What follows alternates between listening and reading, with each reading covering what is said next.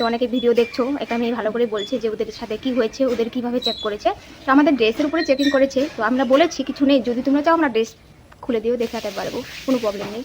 তো আর ওরা যে তেমন রুমে নিয়ে যে করছে তেমন না, একটা সাইডে একটা কাপড় লাগানো আছে, সাইডে নিয়ে দিচ্ছে, কিন্তু সাইড দিয়ে আবার দেখা যাচ্ছে ছেলেটা।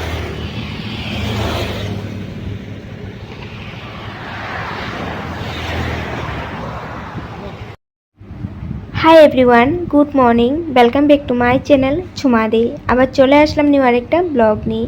আজ ব্লগটা অনেক ইন্টারেস্টিং হবে, তোমাদের সাথে আমার এক্সামের এক্সপিরিয়েন্স তোমাদের সাথে ডিটেলসভাবে শেয়ার করেছি। আমার সাথে কি হয়েছে বা সবার সাথে কী হয়েছে এই এক্সামে, সব কিছু তোমরা আমার এই ব্লগে জানতে পারবে। তো প্লিজ কেউ স্কিপ করো না।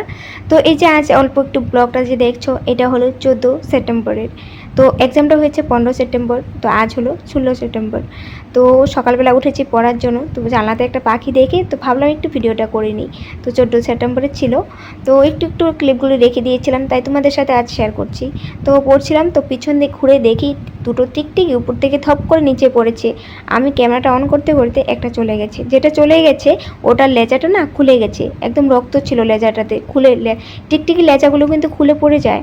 তো তোমরা যদি আঙুল দিয়ে একটু চুট দিয়ে ধরে রাখো টিকটিকি লেজাতে, ও চলে যাবে কিন্তু লেজাটা রয়ে যাবে, এরকমই টিকটিকি লেজা ছিল। তো যেটা লেজাটা খুলে গেছে, ও আবার মুখে কী করছে, মুখে করে লেজাটা নিয়ে একদম তাড়াতাড়ি পালিয়েছে। দেখো, তোমাদেরকে আর দেখাতে পারলাম না, তো মোবাইলটার জন্য দেখাতে পারলাম না। আর তারপর যে আমাদের পাকাতে যে কাপড়টা মানে পাটা ওটার জন্য দেখা যাচ্ছিল না ক্লিয়ারভাবে। তো একটা কিন্তু নিচেই বসে আছিল, ওটা লড়াচড়া করছিল না, ব্যথা পেয়েছে হয়তো। তারপর অনেক টাইম পরেও গিয়েছে, তারপর বসে পড়লাম আবার পড়াশোনা করার জন্য। তারপর যেহেতু আমি সব কিছু তোমাদের সাথে ব্লগে শেয়ার করিনি, অল্প অল্প করেই শেয়ার করছিলাম। তারপর নেক্সট দিন সকালবেলা যেহেতু এক্সাম দিতে যেতে হবে, নেক্সট দিন তাড়াতাড়ি করে উঠতে হবে, তো কিছু মিস্টেক না হোক তার জন্য আমি সব কিছু আগেই রেডি করছি। 14 তারিখই রেডি করে রেখেছি। আমি ক্যারি ব্যাগ বের করেছি, একটা ব্যাগ নিয়েছি। তারপরে দেখো অ্যাডমিট, আইডি প্রুফ, কলম, কাঠ, পেন্সিল, রবার, এগুলো সব রেডি করে নিয়েছি। ড্রেসবোর্ড তো এখন এগুলো সব রেডি করে, আর আমার ড্রেসপাতি ওগুলো সব বের করে রেখে দিয়েছি, যেন কোনো কিছুতেই মিস্টেক না হোক, যেন কোনো কিছুর জন্য প্রবলেম না হোক। তারপর সব কিছু রেডি করে রেখে তারপর আবার একটু পড়তে বসে পড়লাম। তারপর পরদিন সকাল হলো। তো সকালবেলা না আমি কটার সময় উঠেছি জানো? 15 সেপ্টেম্বরে আমি একদম 1:30টার সময় উঠে পড়েছি। তো আমি ভাবলাম আমার ঘুম পাচ্ছিল না, তো কি করব, তো উঠে পড়েছি। তো আমি ভাবলাম এখন আর ঘুমাবো না, এখন পড়বো। তো পড়াশোনা করছিলাম। তো 3:30 যখন হয়েছে তখন মা আর ভাইকে দেখেছি যে তোরা উঠ, এখন কি করার কর। মানে ভাই আমাকে নিয়ে যাবে, আর কোনো কিছুতে যেন লেট না হোক, কারণ বাইক দিয়ে যাব, তো আমাদের এখান থেকে অনেকটাই টাইম লাগবে, 2.5-3 ঘন্টা লাগবে। তাই যেন কোনো কিছুতে লেট না হোক বা ট্রাফিকে আমরা না পড়ি, সকালবেলা তো একটু খালি থাকবে। তো আমরা যখন যাচ্ছিলাম অনেকে কিন্তু আমাদের এখান থেকেও যাচ্ছিল, ছেলেরা বাইক দিয়ে দিয়ে, তো তাদের হয়তো আরও অনেক দূরেও পড়তে পারে, অনেকের গুয়াহাটিতেও পড়েছে। তো যাই হোক, ভালো লাগছিল প্রথমবার এরকম সকালবেলা মানে রাস্তা দিয়ে যাচ্ছিলাম, এত ভালো লাগছিল। রাস্তাঘাটগুলো অনেক সুন্দর হয়েছে। তো এগুলো মানে একটু একটু করে তোমাদের দেখানোর জন্য আমি একটু একটু করে রেখে দিয়েছিলাম। তো আমি ভেবেছি আমি বেশি কিছু যাওয়ার সময় তো ব্লগ করতে পারবো না, কিন্তু আসার সময় ব্লগ করে করে আসবো। তারপর আমরা অল্প টাইমের জন্য দাঁড়িয়েছি। আমরা তেজপুরের ব্রিজটাতে পেয়েছি, এই প্রথমবার তেজপুরে এসেছি। তো আমি ভাবলাম যে তোমাদের সাথে একটু ভালো করে ভিডিওটা করে দেখাই। তেজপুরে এই যে দেখো সূর্যটা যে উঠছে, এত ভালো লাগছে দেখে, তো ফটো একটা তুলে নিচ্ছিলাম, তাই দেখাতে পেলাম। আর দেখো এই প্রথমবার এই তেজপুরের ব্রিজটা দেখলাম, এত সুন্দর লাগছিল দেখে। আমার তো মনে হচ্ছিল এখানে দাঁড়িয়ে দাঁড়িয়ে ভিডিও করি, রিলস বানাই, ফটো তুলি, কিন্তু এখন তো লেট করতে পারবো না। তাই ভাই মানে ফোন এসেছিলো, তো তাই এখানে দাঁড়িয়েছিল অল্প টাইমের জন্য, তাই একটু ভিডিও তোমাদের সাথে শেয়ার করে দিলাম। তো আসার সময় করবো আমি ভেবে রেখেছিলাম, কিন্তু ব্যাড লাক তো আমার ছিলই না, তাই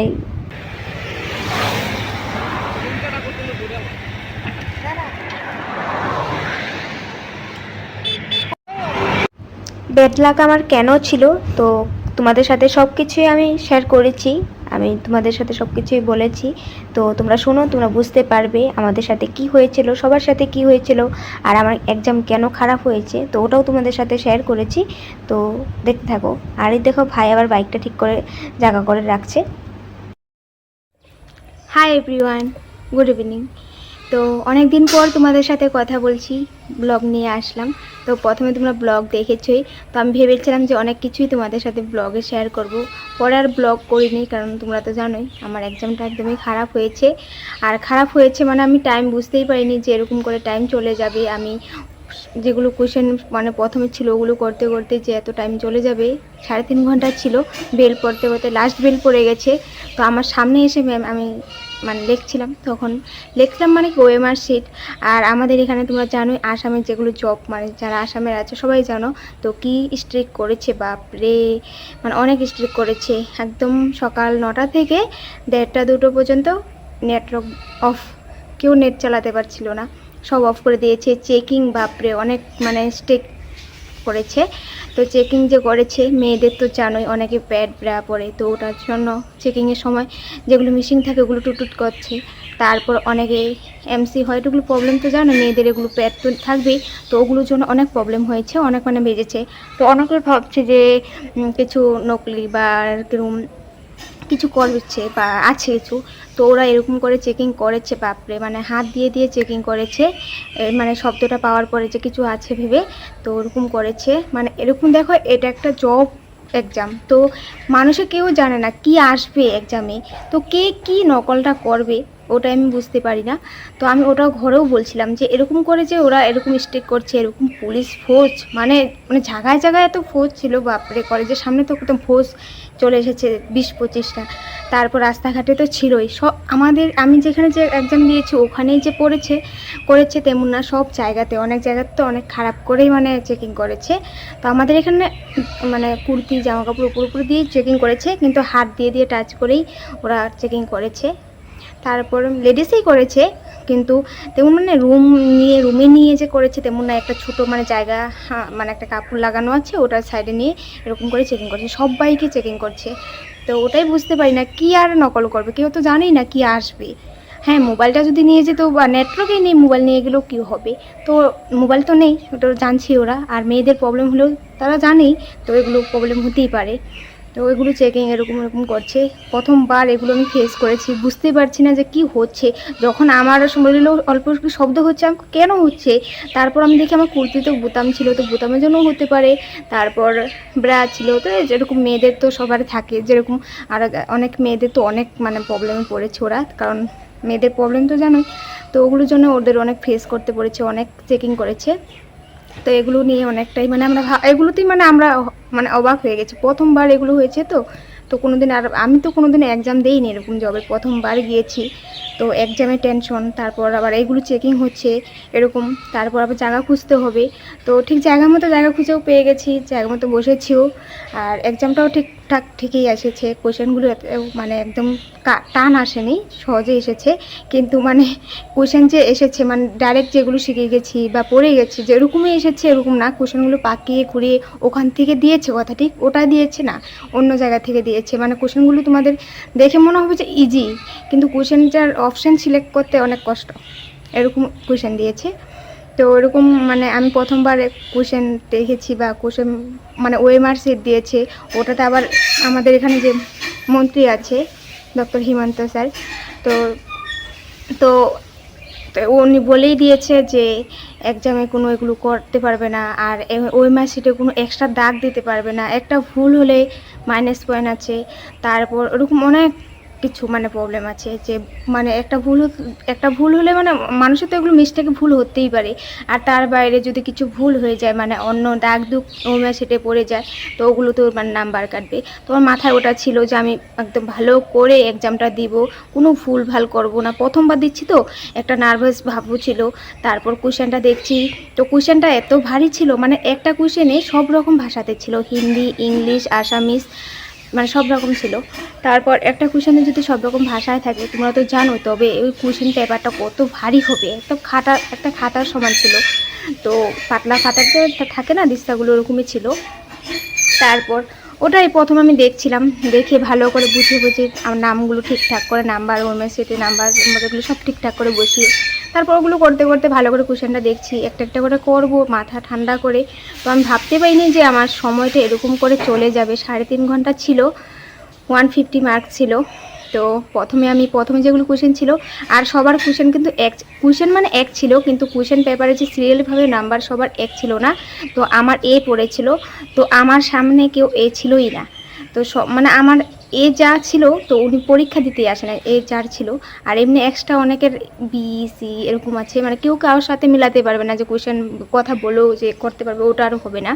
তো যাই হোক, তো ওরকম আর কিছু সুবিধা আর কেউ পায়নি, মানে কথা বললেও এগুলো কোয়েশ্চেন আর জিগাতে পারছে না কেউ কাউকে, কারণ কোয়েশ্চেন পেপার পুরোটাই এরকম উল্টো পাল্টো করে দিয়েছে। তো কে এখন সময় যাচ্ছে কে কাকে প্রশ্ন কোয়েশ্চেনটা পড়ে শুনিয়ে তারপর জিজ্ঞাসা করবে যে আমাকে এই কোয়েশ্চেনটার অ্যান্সারটা, তো কেউ পারবে না। তো এরকম করে সুবিধাটা করেছে। আচ্ছা যাই হোক, তারপর আমি বুঝে বুঝে একটু মাথা ঠান্ডা করে একটা একটা করে করছি, আর ভালো করে দেখে দেখে ওএমআর শিটসে মানে নাম্বারগুলো ফিল আপ করছি। তো আমি ভাবছি যে উৎপাত করবো না, মাথা ঠান্ডা করে আমি কাজটা করব। তো আমি টাইম আর দেখিনি, টাইম তো যাচ্ছে। তারপর আমার আর পিছনে যে ম্যাথ ছিল, তারপর ইংলিশ ছিল, এগুলো কিচ্ছুই করতে পারিনি আমি।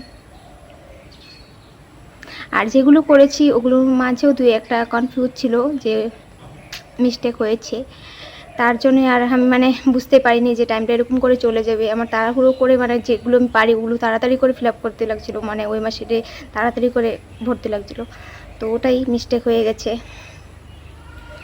তো আমার পরীক্ষাটা একদমই খারাপ হয়েছে। তো আমি অনেকটাই আশা করেছিলাম যে যেভাবে হোক আমি একটা জব পাবো, জবটা পেলে ভালো হবে, আমি জব করতে পারবো। কিছুই তো করি না, ঘরে বসে থাকি, যার জন্য আমি ইউটিউবটা খুলেছি। আর ইউটিউবটা খুলেছি যদিও ইউটিউবে কিছুই করতে পারছি না, ইউটিউবে না আগে যেতে পারছি। যদি ইউটিউবে আমি আগে যেতে পারতাম, সত্যি বলছি, ইউটিউবে যদি আমি তেমন মানে আমার মানে ইনকামটা হতো, ইনকামের জন্যই তো মানুষের জব করছে, ইনকামের জন্যই ইউটিউব করছে, সবাই ইনকামের জন্যই করে। তো আমিও তেমনই। তো বাবা মার সব ভাইদের যেতেই থাকুক না, নিজের একটা ইনকাম, নিজের টাকা পয়সা থাকলে ওটাই অন্যরকম আলাদা হয় না। তো যাই হোক, তো ওরকম ভেবেই আমি ভাবলাম যে আমি আমার ট্রাই দেব, যেভাবেই হোক আমি এক্সামটা ভালো করে মানে পড়াশোনা করে এক্সামটা দিব। তো আমার ট্রাই আমি ভালো করেছি, মানে যেটুকু চেষ্টা করতে লাগে আমি ভালো করে করেছি, কিন্তু পারলাম না আর আগে যেতে। এবার চেকিং যা হয়েছে যাওয়ার সময়, ওটাতেও কনফিউজ হয়ে গেছে। সব মেয়েদেরই চেকিং করছে, মেয়েরা পুলিশ মহিলারাই করছে, ড্রেসের উপরে চেকিং করেছে। তো আমরা বলেছি কিছু নেই, যদি তোমরা চাও আমরা ড্রেস খুলে দিয়েও দেখাতে পারবো, কোনো প্রবলেম নেই। তো আর ওরা যে তেমন রুমে নিয়ে যে করছে তেমন না, একটা সাইডে একটা কাপড় লাগানো আছে, সাইডে নিয়ে দেখছে, কিন্তু সাইড দিয়ে আবার দেখা যাচ্ছে, ছেলেরাও দেখতে পাচ্ছে, সবাই দেখতে পাচ্ছে। এরকম আমাদের মানে আমাদের লাইনটাতে যেতেগুলো মেয়ে ছিল সবারই এরকম বেশি বেশি করে শব্দ হচ্ছিলো। তো সব মেয়েদেরই হচ্ছিলো, সব মহিলাদেরই তো হবেই। তো কেউ কিন্তু আর কোনো চান্সই নেই, মোবাইল তো নিতেও পারবে না, কারণ মোবাইল নিলে বলেই দিয়েছে যে যাদের ধরা পড়বে 3 বছর জেল খাটতে হবে, মানে অনেক স্ট্রিক্ট করে দিয়েছে। তারপর ফাইন দিতে হবে, সম্পত্তি যা আছে সব নিয়ে যাবে, 3 বছরের শাস্তি হবে, তো এগুলো বলেছে। তো কে আর এগুলো রিস্ক নেবে, যদিও কেউ মনে চায় এগুলো করার, কেউ করবেও না এরকম। কারণ একটা জবের জন্য যদি ওদের ফ্যামিলিতে এত ফেস করতে হয়, তো ওরা কোনো দিন জবেই করবে না দরকার পড়লে। তো যাই হোক, তো ওরকম মেয়েদের অনেক প্রবলেম হয়েছে। তো ছেলেদের তো কিছু তেমন হয়তো ছেলেদেরও হয়েছে, না হয়নি যে তেমন নয়। আর আমরা যেখানে এক্সামটা দিয়েছি ওখানে সব মহিলাই ছিল, ছেলে ছিলই না। তো ওটাই আর প্রথমবার ফেস করেছি এগুলো, তো বুঝতেই পারিনি। আর ভেবেছিলাম যে তোমাদের সাথে মানে আসার সময় অনেক মানে ভিডিও করব, ব্লগ করব, কারণ অনেক দিন ধরে করিনি। তো আমার এক্সামটা এরকম হয়েছে, তো আমার ভাবতেই পারছি না যে আমি কী করবো। আমি এসেছি যে না কিছু দুপুরে খাওয়া দাওয়া করেছি না কোনো কিছু। ভাইকে বলছি চল, ভাই বলছে চল উঠলে যে কিছু খেয়ে নে, আমি কিছু খাবো না। মানে ওই যে কিছু কথা বলছে ওগুলো আমার কানে যাচ্ছিলো না, মানে আমার কীরকম যে ফিল হচ্ছিলো আমি বুঝতেই পারছি না যে কি হলো, কি ভেবেছি, কিভাবে এক্সামটা দিলাম। তো অনেক মন খারাপ করে এসেছি। তারপর আর কিছু ব্লগ বা কিছু তোমাদের সাথে আর কথা বলিনি, তোমরা দেখলেই। তারপর ভাবলাম যে না, এত মন খারাপ করে কি হবে, যেটা হওয়ার তো হয়েই গেছে, এখন আর মন খারাপ করে লাভ নেই।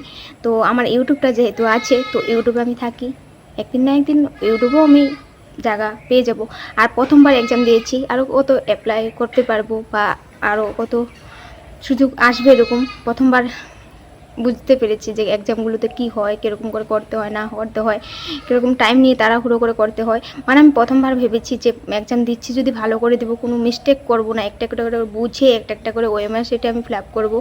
তারপরে এগুলোই এরকম করতে করতে আমার টাইম চলে গেছে। ম্যাথস ইংলিশ এগুলো কিছুই করিনি, তার মাঝে তো মিস্টেক আছে যেগুলো করেছি। তো এটাই আর, তো ভাবলাম তোমাদের সাথে বলি আমাদের এখানে কি হয়েছে না হয়েছে। তো অনেকে তো ভিডিও দেখছোই ইউটিউবে, এসামিস অনেক ভিডিও বেরিয়েছে, অনেকের সাথে কি হয়েছে, এক্সাম কেমন হয়েছে, সবাই নিউজও দিচ্ছে। জব না করি, তোমার ইউটিউবটা আছে, তো ইউটিউবে যদি একটু আগে যেতে পারি তো তোমরা তো জানোই আমার প্রবলেমগুলো সলভ হবে একটু, যে না ইনকাম করতে পারে। আর দুর্গাপূজা তো সামনে এসে গেছে, তো তোমাদের সাথে টুকটাক শেয়ার করতেই থাকবো এখন থেকে। তো আর এখন আর মন খারাপ করে লাভ নেই, তোমরা তো আছে, তোমাদের সাথে বক বক করবো এখন থেকে। তো আজ এখানে রাখছি, দেখা হবে নেক্সট ব্লগে। Bye bye.